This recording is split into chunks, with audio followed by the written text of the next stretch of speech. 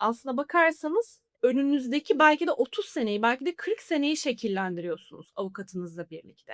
Buraya gelmekten daha önemli şey doğru avukat bulup gelmek. Avukatla doğru enerjiyi, sinerjiyi yakalayıp gelmek. Karşıdakinin, sizin ne anlattığınızı, sonuna kadar dinleyip size doğru yorumları yapabiliyor olduğunu görerek gelmek. Bence buradaki göçmenlik sürecinin en önemli adımı.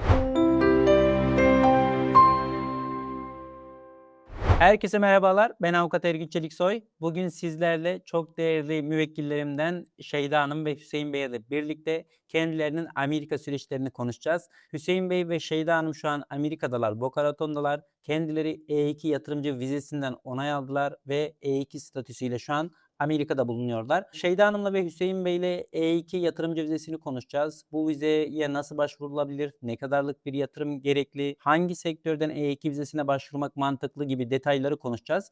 Buna ek olarak da Amerika'da hayat nasıl? Genel olarak Florida, Boca Raton'da hayat nasıl? Bunlardan da bahsedeceğiz. Çok faydalı, eğlenceli bir video olacağını düşünüyorum. Sözü çok uzatmadan başlıyorum. Şeyda Hanım, Hüseyin Bey hoş geldiniz. Nasılsınız? Merhaba. Merhabalar. İyiyiz, çok teşekkürler. Sizleri sormalı Ergün Bey. Ben de iyiyim. Çok teşekkürler. Bugün sohbet edeceğiz. Girişte de bahsettiğim gibi. Hem E2 vizesini konuşacağız hem Amerika'da hayat nasıl bunu konuşacağız. Sizin göçmenlik serüveninizden biraz bahsedeceğiz. Sizin üzerinizde farklı vize tiplerinden de bahsetmiş olacağız. Videoyu izleyen kişiler özellikle Amerika'ya gelmek isteyen E2 vizesini araştıran yatırımcı vizesini onlara fikir vermesini de amaçlıyoruz. Sizin tavsiyeleriniz eminim vardır. Bunları da yine yeri geldikçe ben size soracağım. Videoya başlarken ne kadar süredir Amerika'dasınız? Biraz kendinizden bahsedebilir misiniz? İsterseniz önce ben başlayayım, kendimden bahsedeyim biraz. Türkiye'de yaklaşık 15 yıllık bir, beyaz yaka deneyimi, aynı zamanda da kendi, ticaretimiz olan işlerimizi bırakarak aslında, Amerika'ya taşındık. Bizim için tabii ki de çok radikal bir karardı. Çünkü, aslına bakarsanız Türkiye'de, birçok insanın ulaşmak isteyeceği konumlardaydık. Fakat tabii, her şey sadece bununla bitmiyor. Biz tam 1,5 yıldır, Boca Raton'dayız. Bunu aslında böyle videonun başında çok söylemek istiyordum. Amerika'da nerede yaşadığınız çok önemli. O yüzden, biz Boca Raton'u, seçtik, ve bunu, hani, herkesten 3 kere düşünmesini, isterim açıkçası. Peki Boca Raton, tavsiye eder misiniz? Yani siz niye orayı seçtiniz? Ben de oraya geldim biliyorsunuz. Çok güzel bir yer ama niçin Boca'dasınız ve tavsiye eder misiniz? Ben kesinlikle tavsiye ediyoruz. Büyük ihtimalle Hüseyin de aynı düşüncelerime katılacaktır. Bizim 6 yaşında bir kızımız var. Boca Raton tamamen bir, aile şehri gibi düşünebilirsiniz. Hem, merkeze çok yakın, Miami'ye 1 saat uzaklıkta, aynı zamanda da ailelerin tercih ettiği, okul puanlarının gerçekten iyi olduğu çok, güzel bir yer, elit bir yer ve, açıkçası burada çocuklar ve yetişkinler bence her imkâna sahip. Biz o yüzden Boca Raton'u tercih ettik ve kararımızdan çok da memnunuz. Süper. Zaten biz orada ben geldiğimde görüştük sizinle. Evet.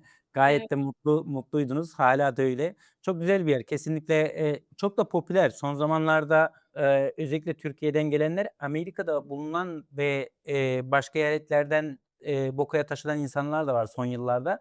Gitgide de popülerleşiyor. Bu yönüyle de herhâlde sizin anlattığınız avantajlar, havası, büyük, bir şehir olan Miami'ye yakınlığı, çocukları varsa eğitim noktasında büyük avantajları kesinlikle var. Peki siz 1,5 yıldır Amerika'dasınız. Bana Türkiye'den başlayıp Amerika'ya taşınma fikri nasıl gelişti? 1,5 yıldır hangi vizeyle buradasınız? O süreç nasıldı? En son E2'ye gelene kadar bir anlatabilir misiniz lütfen? Şöyle, Türkiye'den neden Amerika'ya taşınma kararı aldık?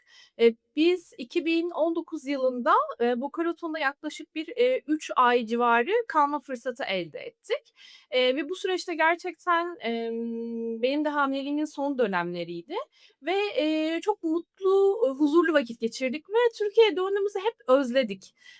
Boca Raton'u, işte, hem, ılıman iklimi, evet, yazın biraz sıcak oluyor ama bu dayanılmayacak bir sıcaklık olmadı hiçbir zaman.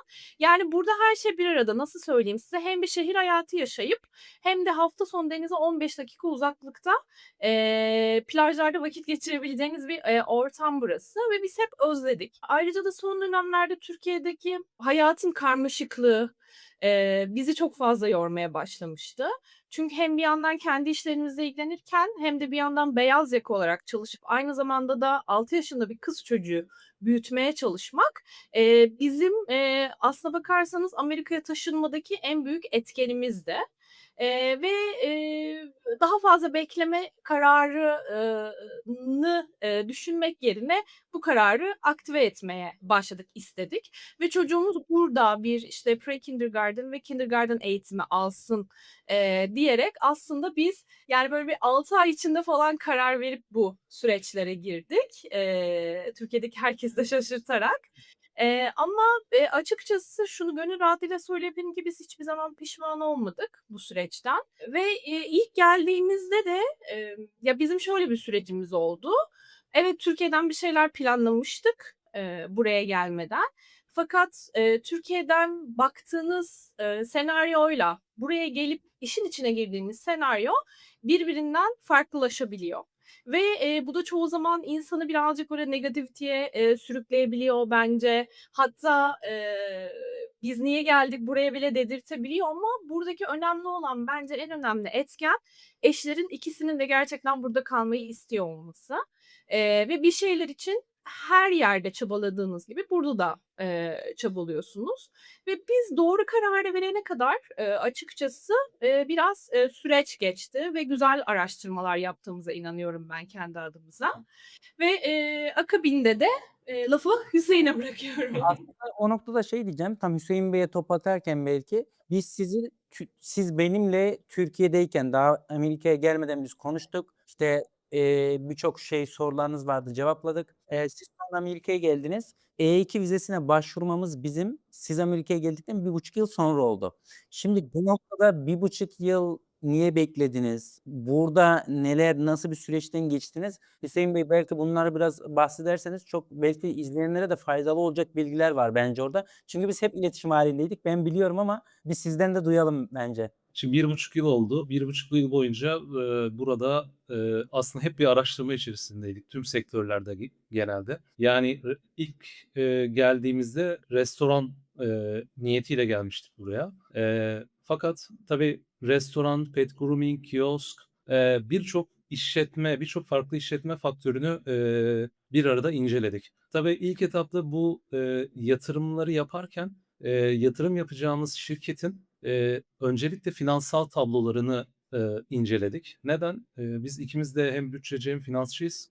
Finansal tablolarda şunu görmek istedik. Şirketin yıllar itibariyle kârlılığı, nakit akışı vesaire bu finansal tabloların geri dönüş süreleriyle dengeli olmak zorunda. Yani X restoran işletmesinin verdiğiniz o yatırımın geri dönüş süresinin belli bir, yılı var. O yılı daha fazla aşmaması gerekiyor. Yani sizin kabul ettiğiniz bir yıl var. Örneğin 2 yıl diyelim. Fakat biz burada finansalları incelediğimizde, maalesef bu dengeyi, tüm sektörlerde yakalayamadık. İşte dediğim gibi birçok farklı restoran, türüne baktık. Pizza olsun, sağlıklı yiyecekler olsun, Smoothie. smoothie'ler Hı olsun hı. vesaire. Tüm devreden şirketlerin finansallarını incelediğimizde, maalesef bu dengeyi yakalayamadık. Aslında sizin, ilk, aklınızdaki plan Amerika'da E2 vizesi için bir restoran devralmak ve bunun üzerinden E2 vizesine başvurmaktı. Bunun için uzun bir süre bir araştırma yaptınız, değil mi yani? Evet. İlk 6 ayımız neredeyse, eee, Restoran restoran gezmekle. ve, işte, farklı iş Evet. kolları yani fiziki dükkânlarını gezmekle geçti aslında. Yani, evet, hani, sadece finansal tablolarıyla da, ilgilenmedik tabii ki. Yani, orada yine örnek vereyim, pizza dükkânı, o çevresindeki pizza dükkânlarını araştırdık, yorumlarına baktık, müşteri memnuniyetlerine baktık. Keza diğer kiosk olsun, pet grooming olsun, laundromat, burada söyleyebildim mi bilmiyorum. Evet. Kuru temizleme Kuru temizleme dükkânları. Hı diyelim. hı. Hı hı. İşte, kuru temizleme dükkânları vs. bunların finansallarını incelediğimizde, dediğim gibi o, yatırdığınız yatırımın geri dönüş süresinde hep bir dengesizlik vardı. Bu dengesizlikten ötürü, maalesef bu yatırımları yapamadık. Bu Eee noktada şunu söyleyeceğim. Orada da tabii stratejik bir adım attık birlikte. Siz de tabii şimdi birçok insan şunu yapıyor. Heyecanlı bir şekilde Amerika'ya geldim. Bir an önce E2 statümü alayım bir de ilk geldiğinde farklı bir heyecan oluyor. İş yapma noktasında yeni bir, işte, ülke, yeni şehir, Boka gibi güzel bir yerdeysen cennet gibi zaten. Bu noktada insanlar genelde bir an önce, hani, statümü alayım düşüncesi haklı bir şekilde gelişiyor. Ama sizle konuştuğumuzda siz bana da söylemiştiniz, ya, aklımıza yatan bir iş bulamadık diye. Ben de hep size şey demiştim, yani, bir şekilde çözeriz ama kesinlikle aklınıza yatmayan bir yere yatırım yapmayın. Çünkü 2 yılda bir zaten vizeyi yenilememiz gerekecek en basiti ve 2 yıl sonra benzer bir sorun yaşayacağız o zaman. Stratejik olarak orada da hem Hüseyin Bey, madem biz buradayız bari dilimizi geliştirelim, İngilizce öğrenelim, İngilizcemizi daha iyi seviyeye getirelim dediği için turist vizesinde de 6 ay kalabileceğimizden dolayı bir öğrenci vizesi süreci oldu yani, değil mi? Öyle bir evet. Evet. Orada zamanımız kalmamıştı. Sizin de doğru yönlendirmenizle birlikte biz öğrenci vizesine geçtik. Öğrenci vizesiyle beraber, aslında 2 yıllık bir, oturum izni aldık bu sayede. Hı hı. Hem daha böyle araştırma sürecimiz daha rahat oldu.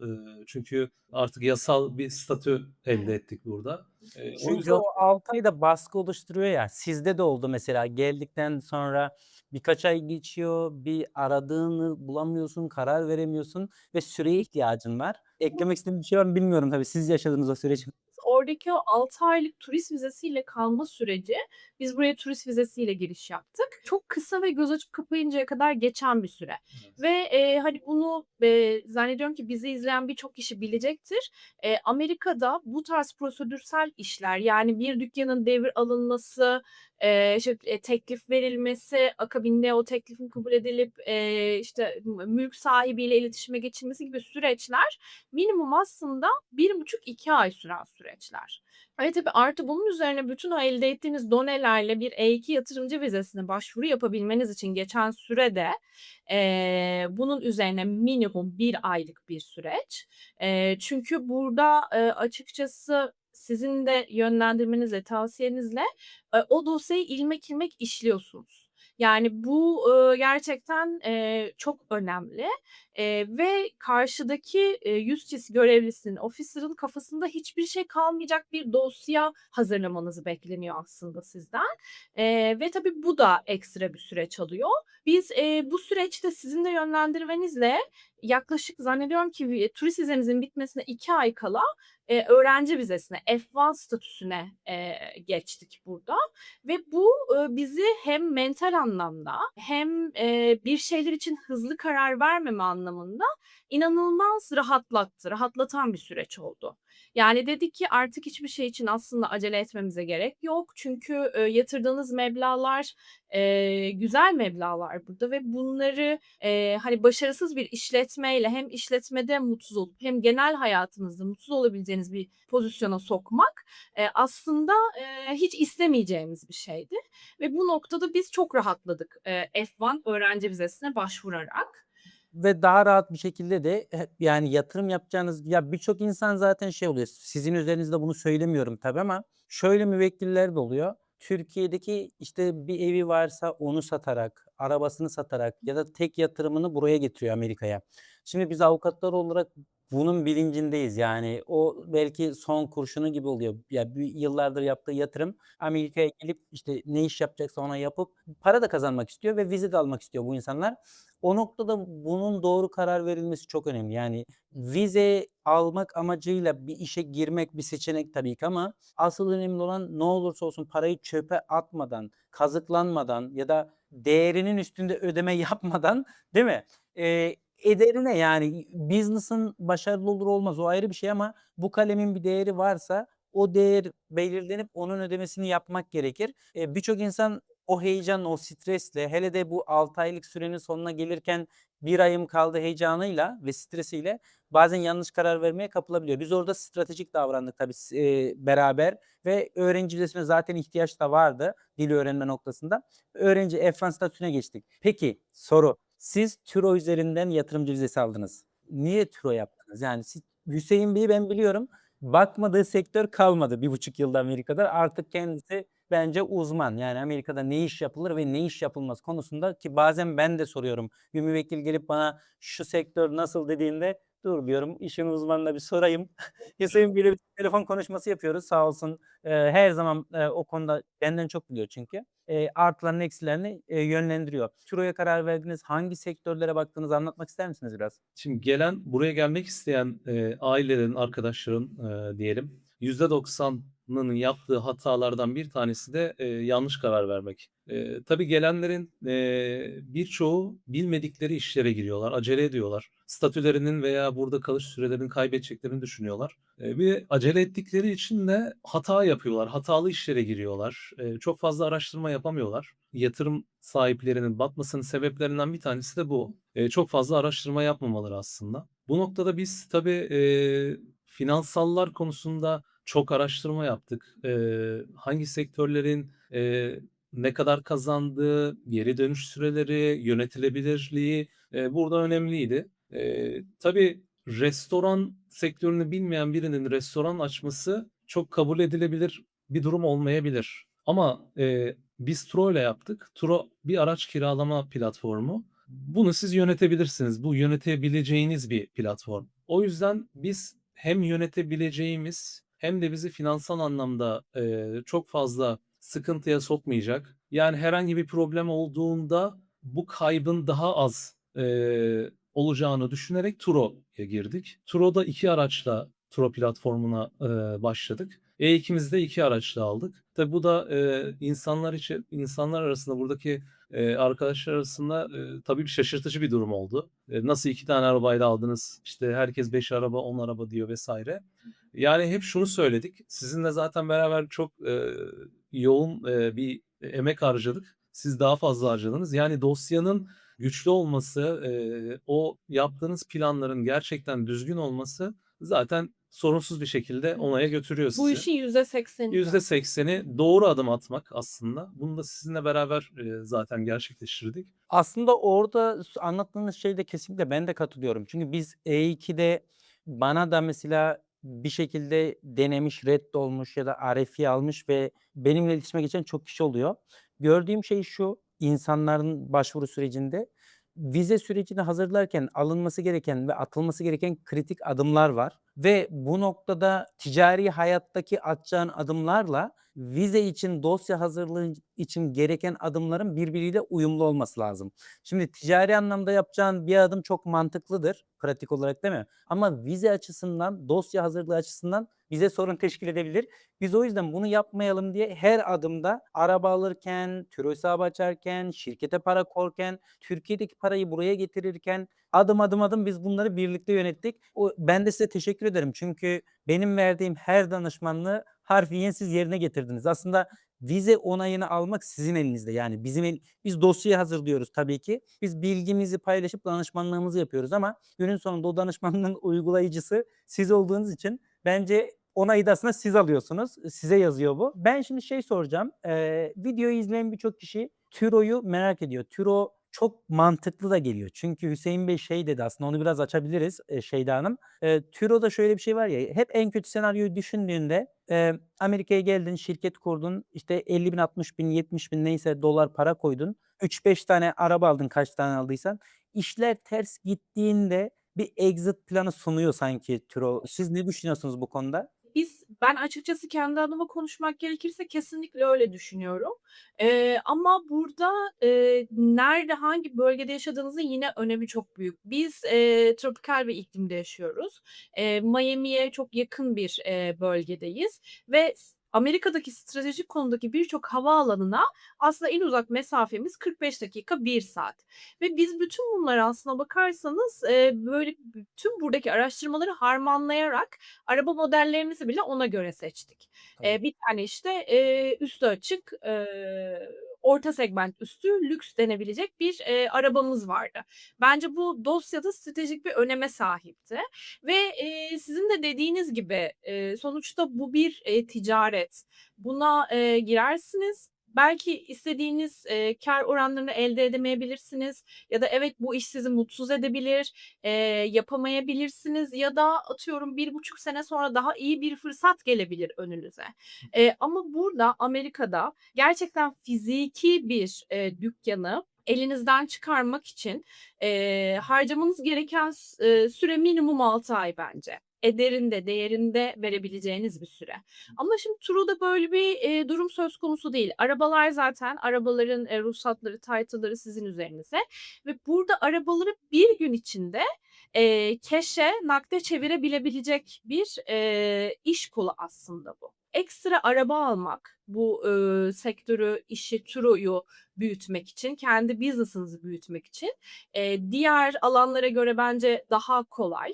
Hem de, dediğim gibi negatif bir durumla karşılaştığınızda onu cash'e çevirmek de diğer sektörlere göre daha kolay ve daha az riskli. Tabii ki de her, sektörün bir riski var ama tabii burada da bence şöyle bir şey çok önemli bir nokta. Sonuçta arabalarla ilgilenmeyi de seviyor olmanız lazım. Yani bizim, evde Hüseyin, Hı hı. arabalarla ilgilenmeyi gerçekten, sever ve, arabaları hakkıyla kiralayanlara sunuyor olabilmeniz gerekiyor. Ki arabalar çok değer kaybetmesin süreç içerisinde, değil mi Evet, yani? evet, Evet. Biraz o kesin mantıktan dolayı. Ya, Aynen. kes orada, yani, Amerika'ya gelen birisi, yani, tura yapmayı düşünen birisi, yani, arabanın modeline göre, yani, markası ve modelini çok iyi karar vermesi analiz gerekiyor. etme, evet. İyi analiz etmesi gerekiyor. Niye diyeceksiniz? Çünkü örnek veriyorum, $30.000'lık aldığı bir arabayı 6 ay sonra $15.000'a verebilir ki bunları yaşayanlar var. Ben bir başa döneceğim aslında. İnanın 8 arabayla şu an hâlâ E2 dosyasına onaylanmayan çok sevdiğimiz bir, abimiz var burada. Hâlâ onaylanmadı, hâlâ bekliyor. Çok fazla ay geçti. O yüzden dosyayı hazırlamak çok çok önemli. Avukat burada şurada çok önemli. Yani, bir telefon kadar yakın, olduğunu hissetmek çok önemli. Yani biz sizi aradığımızda siz mahkemeden çıkıp, akşamın bir saatinde bize döndüğünüz zamanlar oldu. Bu çok önemli. Çünkü biz şunu da açık ve net söyleyeyim, biz buraya gelmeden önce, 6 avukatla görüştük sizinle beraber. O yüzden burada avukat çok önemli. Avukata ulaşmak çok önemli. Zaten, Amerika gibi bir ülkeye geliyorsunuz. Bu yüzden hukuki bir, desteğinizin yanınızda olması gerekiyor. Yani bir hata yapmamanız gerekiyor. Bunu da, belirtmek istedim. Çünkü, çok fazla hata yapanlar var bu konuda da. Turo özelinde, dediğimiz gibi aslında bölge çok önemli. Turo'da seçeceğiniz arabalar çok önemli. Burada da Turo platformunda yapacağınız ayarlamalar çok önemli. Turo'da bir kazanç var, evet, ama doğru yönetildiğinde ve doğru araba olduğunda ve doğru fiyata o arabayı aldığınızda aslında kazanç sağlıyorsunuz. Yani, ticarette de şöyle bir şey vardır ya, hani, bir malı aldığınızda alırken, kazanmalısınız mantığı aslında bu Turo'da da var. Doğru aracı almış olmaktan başlıyor bir kere. Kes Bulunduğunuz lokasyona göre. Siz bunu mesela ben de bunu birlikte konuşmuştuk. Turo'da aslında mesela bölge bölge, şehir şehir hangi tür arabaların daha çok kiralandığını, ne kadara kiralandığını falan raporluyor. Birçok Doğru. insan bunu bilmiyor mesela. Hani Ya. gidip, evet belli bir yatırım koyacak 60.000. Ben diyor gideyim 5 tane düşük segment araba alayım. Evet. Ya mantıklı mı ya? Tamam al, yani okay al ama hangi bölgedesin, hangi şehirdesin? Ve mesela Şeyda'nın biraz önce söylediği airport'lara yakın olması, Miami gibi bir yere yakın olması, değil mi? Evet. Turistik bir bölge olması, üstü açık bir arabanın avantajını ön plana çıkarıyor. Ya burada farklı şeyler var. Amaç sadece vize almaksa evet, yani sadece vize almak amacıyla yapıyorsan hiç sıkıntı yok ama günün sonunda da bir ticari iş yapıyorsun. 2 yılda bir yenileme başvurusu yapıyorsun. Birçok şeye dikkat etmek gerekiyor bu noktada kesinlikle. Kesinlikle. Yani, burada tabii arabalarınızı o belirlediğiniz, plan çerçevesinde, örneğin biz 2 arabayla başladık. 4 araba, 6 araba, 8 araba gibi gidiyor olması lazım. Çünkü, siz daha iyi biliyorsunuz, yani, Amerika'da bu sürdürülebilirlik ve bu şirketin büyümesini bekliyor Amerika. Evet. O yüzden doğru karar vermek, zorundasınız.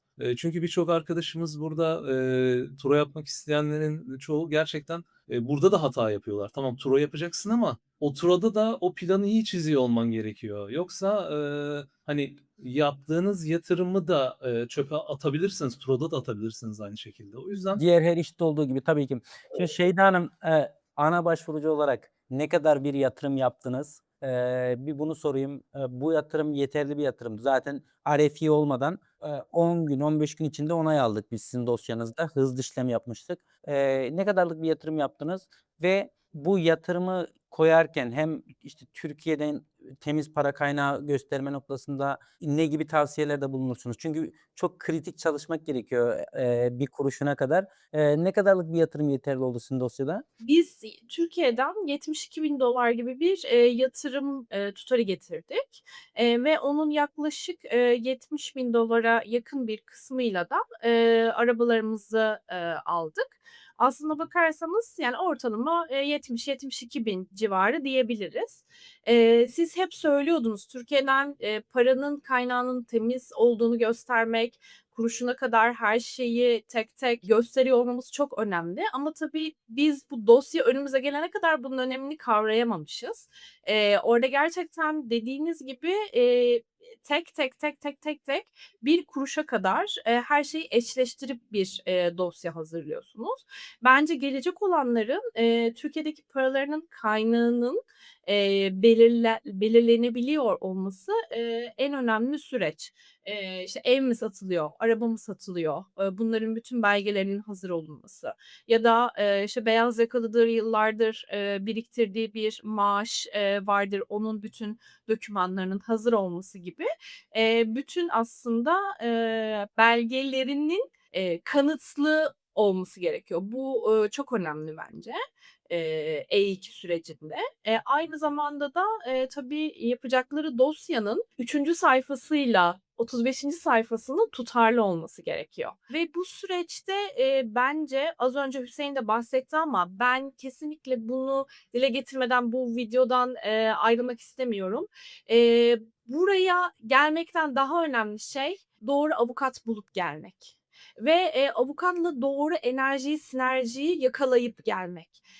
Karşıdakinin, sizin ne anlattığınızı, sonuna kadar dinleyip, size doğru yorumları, yapabiliyor olduğunu görerek gelmek. Bence buradaki göçmenlik sürecinin, en önemli adımı her şeyi geçin, gerçekten her şeyi geçin, doğru avukatla çalışmak. Çünkü, evet, belki, hani, bu kadar önemini Türkiye'deyken kavrayamıyorsunuz ama buraya geldiğinizde sizin aslına bakarsanız önünüzdeki belki de 30 seneyi, belki de 40 seneyi şekillendiriyorsunuz avukatınızla birlikte ve, biz, hani, bu noktada gerçekten çok şanslıyız. İyi ki bulduk sizi. Evet, Eee çok teşekkür ederim güzel sözler için. Çok çok incesiniz. Çok teşekkürler. Çünkü böyle birkaç acı deneyimimiz de, olmuştu ve bizim, aradığımız her anda telefonun ucunda olabiliyor olmanız, sorduğumuz en saçma soruyu bile, gerçekten böyle büyük bir olgunlukla cevaplıyor biliyor olmanız, bize inanılmaz bir, güven duygusu, size karşı ve, ek olarak kendimize de güven duygusu kattı bence. O yüzden Ben çok teşekkür teşekkür. ederim. Burada biraz yüzüm kızardı. Ben de hem ekip arkadaşlarıma çok teşekkür ederim. Onlar da çok güzel çalışıyorlar. Bizim için önemli olan ya bir iş aldığımızda aynı amaç için çalışıyoruz. Yani biz sizin işinizi yapıyoruz ama bu işte bizim işimiz ve amacımız onay almak. Onay aldığımızda hem siz mutlu oluyorsunuz hem biz mutlu oluyoruz. Ya o yüzden bunun doğru sonuca gidebilmesi için, onay alabilmemiz için de sizinle sürekli iletişim hâlinde olmamız kaçınılmaz. O biraz önce saçma dediniz ama saçma soru yoktur. O soruların cevaplanması gerekiyor. Çünkü o sorulardan bir tanesi cevap bulmadığında küçük bir hata ya da küçük bir yanlış adım, parayı transfer ederken mesela biz sürekli iletişimdeyiz her aşamada sizinle atıyorum. Burada ufak bir iletişimsizlik dosyanın reddine gidebilir. Dosya reddolduğunda bu ben avukat olarak hem bana yazar hem daha çok iş yapmamıza sebep olur.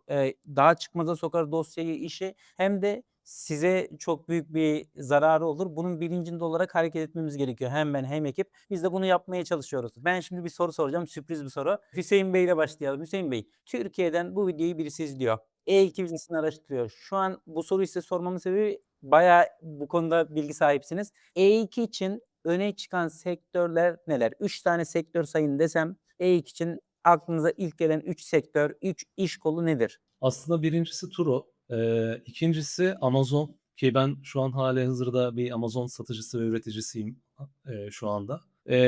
İlk 3'te bence, 3'üncü bilmiyorum ama ilk 2 bu diyebilirim. Çünkü Amazon'da gerçekten iyi bir yerlere gelebilirsiniz.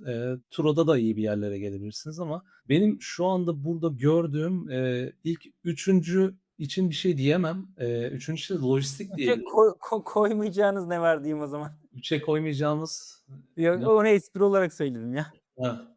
3 3 demeyelim, değil de. 2 diyelim. Evet, Yani tamam. Turo ve, yani ilk 2'yi sayabilirim. Bence Turo ve Amazon diyebilirim. Çünkü Turo'da, araçlarınız kiralandığında, sizin aslında bir boş bir vaktiniz oluyor, boş bir zamanınız oluyor. O zamanda, daha başka şeyler üretme şansınız Hı olabilir. hı. Yani Turo'da bir kazanç zaten Turo'da siz araçlarınızı kiraladınız. Kalan zamanınızda, burada daha ne yapabilirim ikinci bir iş olarak veya daha ne üretebilirim onları düşünme fırsatı yakalayabilirsiniz. Bu yüzden ben ilk 2 Turo ve Amazon diyebilirim ticari anlamda, ama, ben en birinci, noktada şunu söylemek istiyorum. Ticari anlamda değil ama Amerika'ya adım atmadan lütfen, iyi bir avukatla, Amerika'ya adım atın. Evet. Çünkü adım attığınız anda, birtakım problemlerle karşılaşabilirsiniz. Hani, bu kesinlikle altını çizerek söylüyorum. Buraya gelmeden önce ilk yapmanız gereken şeylerden bir tanesi bir avukat. Hı hı. En önemlisi. Tamam. Eminim zaten avukatın önemine yeterince değindiniz. Çok teşekkür ederim. Ben de Evet. şimdi şey oluyorum, bir videoda bunları ben söyletemem zaten size ama, biraz da mahcup oluyorum. İşimizi yapıyoruz sadece. Ben çok teşekkür ederim. Ya, gerçekten sizi tanımak çok güzel, çok değerli, müvekkilimsiniz, arkadaş olduk sayılır. Bunları da dile getirmeniz benim için çok mutluluk verici. Ama konuyu ben başka yere taşımak istiyorum. E2'yi çok konuştuk kapsamlı ama son kapanırken biraz hayattan, Boca'da hayat nasıl, Florida nasıl, biraz bunlardan bahsedebilir misiniz? Çünkü insanlar şeyi de merak ediyor. Hangi eyalete gitsek, hangi şehre gitsek? Mesela çocuk okuldan memnun mu? Çocuğun eğitiminden memnun musunuz? Biraz bunlardan bahsedebilirsiniz. Arya'yla biz tanıştık. Gayet memnun ben biliyorum ama Miami, Boca tarafları nasıl yaşamak için? Avantajları, dezavantajları neler? Bundan bahsetmek isterseniz çok mutlu olurum. Ben başlayayım isterseniz, bu noktada.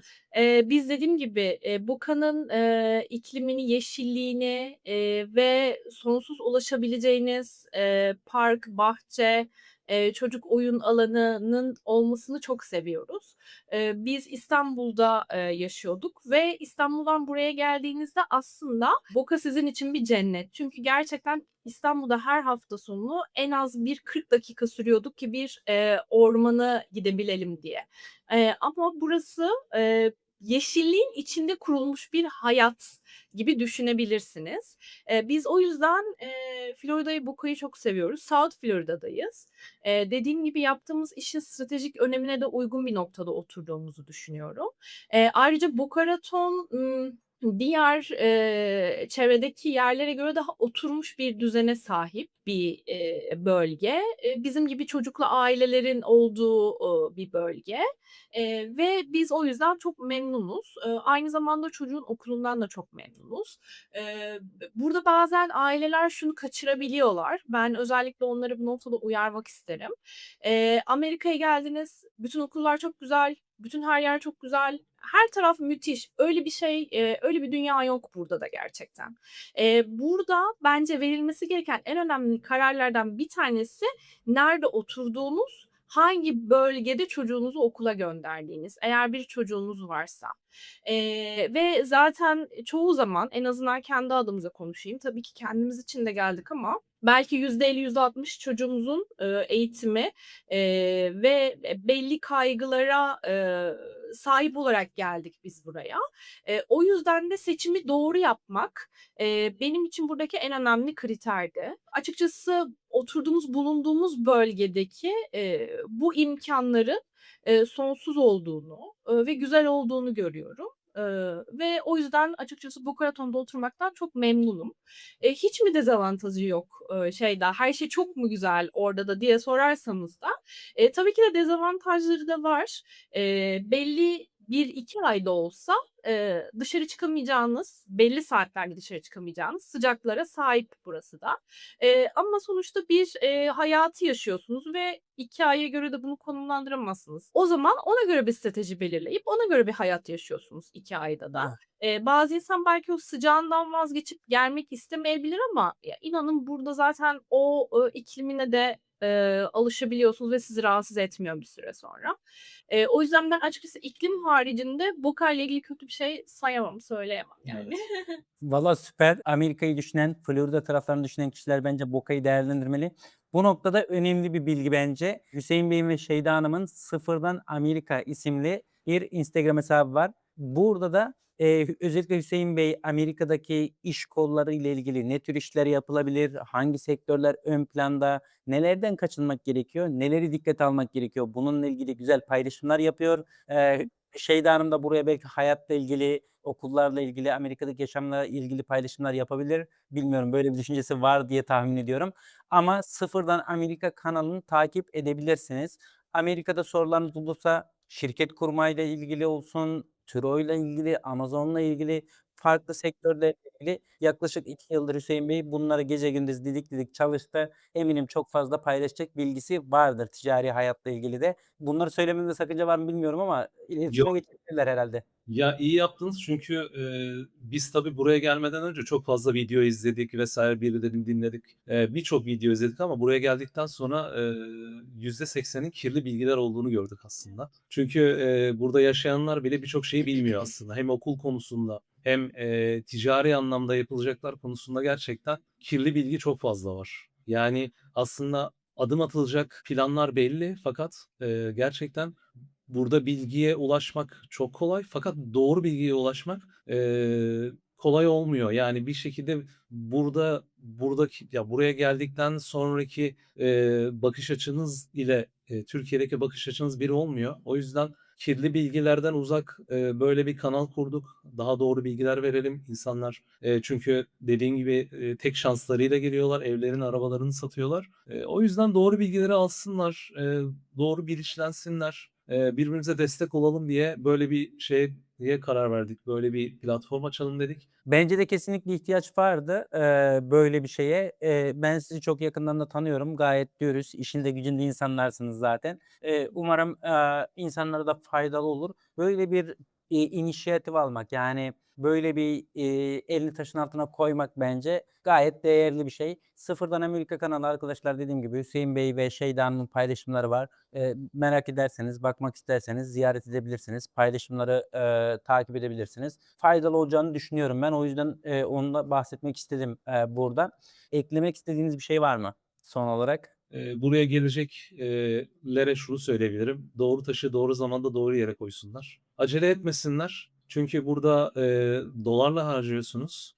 O yüzden finansal planlarınızı, şimdi biz, 2'ye ayırdık. Finansal ve iş tarafı bende, diğer hayat hayatın akışı, Şeyda'da. O yüzden, finansal anlamda bence, doğru adım atsınlar. Dediğim gibi birçok insan tek şansla geliyor. O yüzden doğru planlama yapmaları gerekiyor. Biz biraz, hani, bütçe, raporlama, finans ve borsa tarafı olduğu için, bu şekilde bir uyarıda bulunmak istedim. Çünkü, dediğim gibi dolarla harcıyorsunuz ve, ciddi anlamda bir harcamalarınız oluyor. O yüzden onları, çok ciddi bir şekilde iyi planlıyor, iyi bütçeliyor olmanız gerekiyor aslında. O konuda dediğim gibi, satranç gibi düşünsünler. Doğru zamanda doğru taşı doğru yere koysunlar. Süper. Şeyda Hanım herhangi bir şey var mı sizin son söylemek istediğiniz? Ben açıkçası şunu söylemek istiyorum.